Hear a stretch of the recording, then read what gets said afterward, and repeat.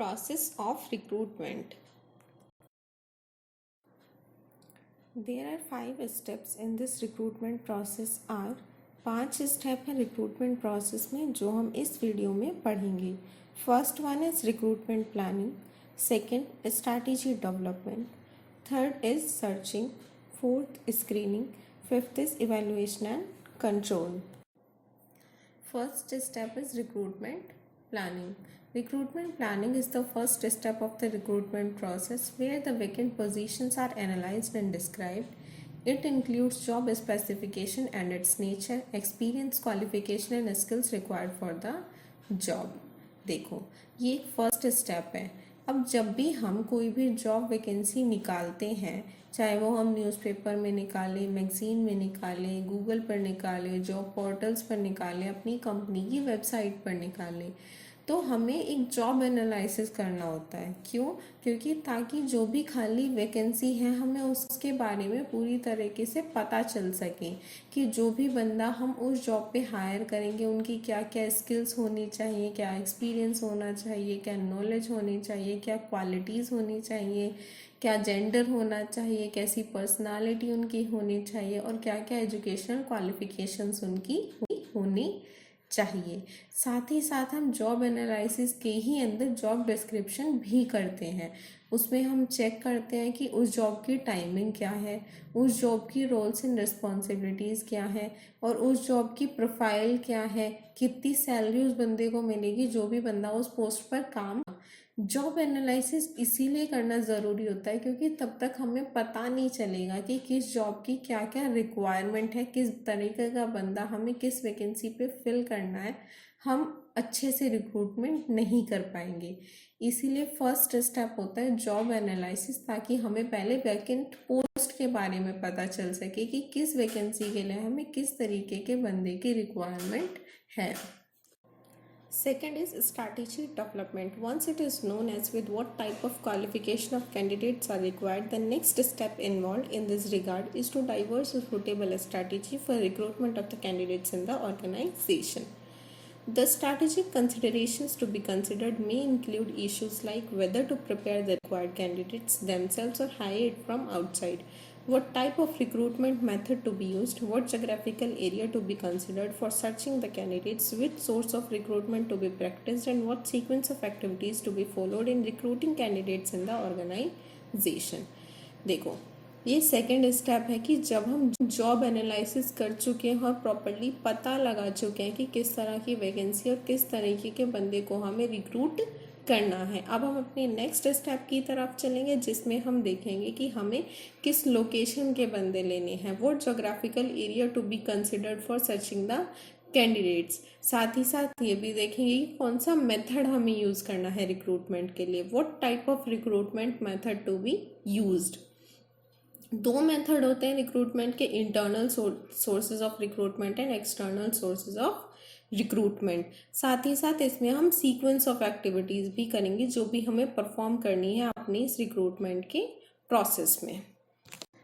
Now the third step is searching. These steps involve attracting job seekers to the organization. There are broadly 2 sources used to attract candidates. There are 2 methods of searching the candidates: internal sources of recruitment and external sources of recruitment. अब ये step है searching का कि जो भी हम method decide कर चुके हैं, इंटरनल सोर्सेज ऑफ रिक्रूटमेंट या फिर एक्सटर्नल सोर्सेज ऑफ रिक्रूटमेंट, उसी के अकॉर्डिंग हम सर्चिंग स्टार्ट करेंगे. उसी के अकॉर्डिंग हम अपने रिक्रूटमेंट प्रोसेस के लिए कैंडिडेट्स को सर्च करना स्टार्ट करेंगे. अब ये दोनों मेथड्स क्या होते हैं? फर्स्ट वन है internal recruitment and second one is external recruitment.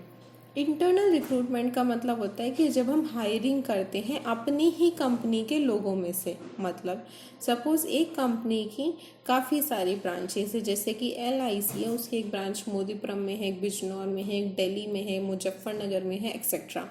आपकी सिचुएशन दिल्ली वाली ब्रांच में ज़्यादा बंदे हैं जबकि मोदीपुरम वाली ब्रांच में बंदों की कमी है, वहाँ पर 2 वैकेंसी खाली हैं, वैकेंट पोस्ट हैं.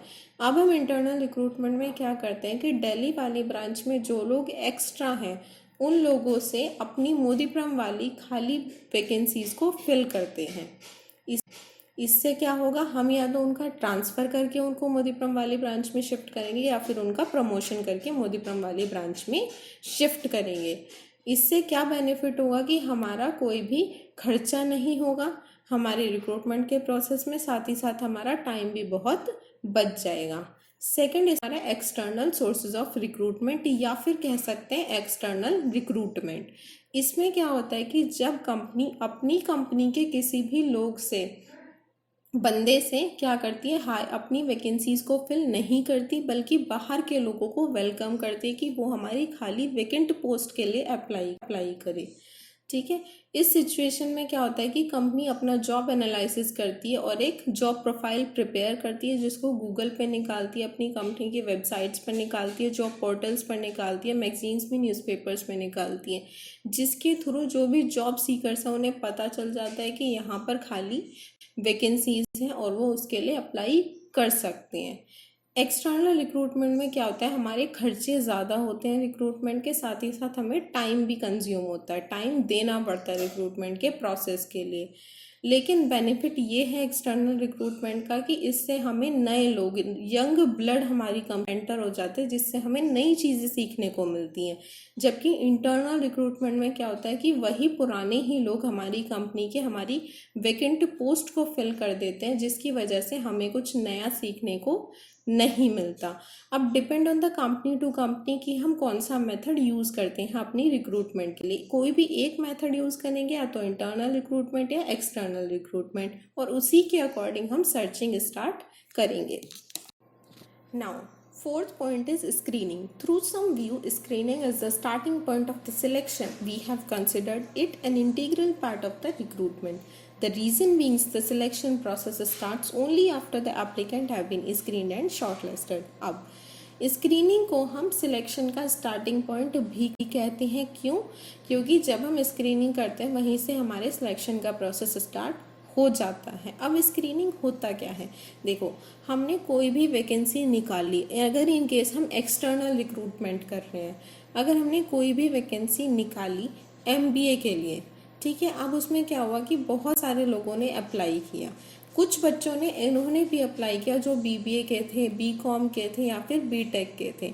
अब हमें किसकी रिक्वायरमेंट थी, MBA वाले बंदे की। अप्लाई किन्होंने भी किया, BTech, BBA और BCom वालों ने भी। इस सिचुएशन में हम क्या करते हैं, स्क्रीनिंग में क्या करेंगे कि जितने भी MBA वाले रेज्यूमे हैं, जितनी भी MBA वाली एप्लीकेशंस हैं और जो हमें लगता है कि ये हमारी वैकेंट पोस्ट के लिए यूज़फुल है, उन लोगों को सिलेक्ट कर लेंगे, शॉर्टलिस्ट कर लेंगे, और जो भी फालतू के रेज्यूमे आए हैं BTech के, BBA के, BCom के, जो कि हमारी जॉब प्रोफाइल से मैच नहीं करते हैं, उन सबको बाहर निकाल देंगे। इससे क्या होगा कि हमें वो बंदे मिल जाएंगे जिनको हम इंटरव्यू के लिए कॉल कर सकते हैं। Fifth step is evaluation and control. अब देखो फोर्थ स्टेप तक हम क्या कर चुके हैं कि जो भी रेज्यूमे हमारी वैकेंट पोस्ट के अकॉर्डिंग यूज़फुल हैं उन्हें हम शॉर्टलिस्ट कर चुके हैं। जो भी रेज्यूमे हैं, जो भी एप्लीकेशंस हमारी वैकेंट पोस्ट के अकॉर्डिंग अनयूज़फुल हैं, उन्हें हम बाहर निकाल चुके हैं। अब हमारे पास वो रेज्यूमे आ चुके हैं जिनको हमें इंटरव्यू के लिए कॉल करना है। यहीं तक का प्रोसेस खाली रिक्रूटमेंट का प्रोसेस होता है। इसके बाद का जो भी हम काम करते हैं, कॉलिंग का, इंटरव्यू का, वो सब हमारा सिलेक्शन के प्रोसेस में आता है। अब ये फिफ्थ स्टेप है, evaluation and control. Given the considerable cost involve in the recruitment process, it's evaluation and control is therefore imperative. मतलब जो भी हमने स्ट्रैटेजीज बनाई थी अपने इस रिक्रूटमेंट प्रोसेस के लिए, उन्हें हमने ठीक से इम्प्लीमेंट किया या नहीं किया। अगर इम्प्लीमेंट किया तो हमें उनमें सक्सेस मिली या फेलियर मिली, ये चीज़ हम चेक करेंगे। नेक्स्ट चीज़ चेक करेंगे कि जो भी हमने बजट बनाया था उसके अकॉर्डिंग हमने कोई भी फालतू का खर्चा तो नहीं कर दिया है। अगर बाय चांस कर दिया है तो कोशिश करेंगे कि नेक्स्ट टाइम से वो मिस्टेक्स हम ना करें। यहीं पे हमारा रिक्रूटमेंट का प्रोसेस ख़त्म हो जाता है। अब हमारा जो नेक्स्ट प्रोसेस है वो सिलेक्शन का प्रोसेस स्टार्ट होता है। Thank you so much for watching the video. If you have any query, you can ask in the comment section below. And if you like the video, please subscribe to my channel and hit the like button.